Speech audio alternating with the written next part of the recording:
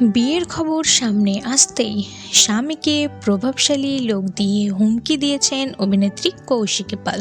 তো চলুন বিস্তারিত জেনে নেওয়া যাক।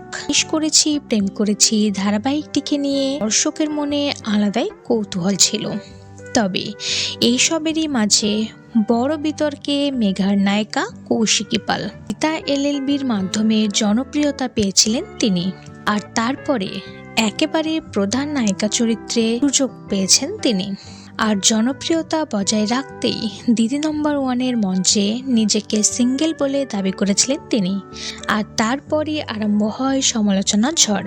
ব্যক্তি সামাজিক মাধ্যমে দাবি করেন নায়িকা মিথ্যে কথা বলছেন। তার ভাগ্নে স্বনেন্দু আচার্যের সঙ্গে প্রায় 2.5 বছর ধরে লিভিং করেছেন এবং সিঁদুরও পরতেন।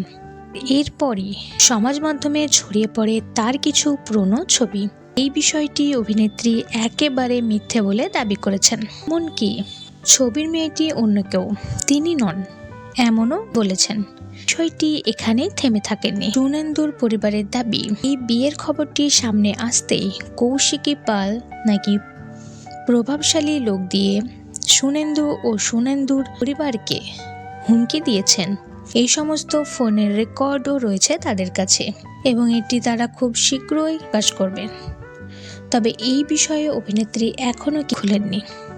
তবে সুনেন্দু আচার্যের বোন তিনি দাবি করেন তার ভাইয়ের জন্য নাকি সোশ্যাল মিডিয়ায় এত জনপ্রিয়তা পেয়েছে কৌশিকী। আর জনপ্রিয়তা পেতেই নিজের স্বামীকে একেবারেই ভুলে গিয়েছেন এবং জড়িয়েছে অন্য সম্পর্কে।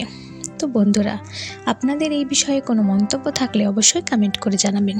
ভিডিওটি ভালো লাগলে লাইক করবেন, চ্যানেলটি সাবস্ক্রাইব করে পাশে থাকবেন।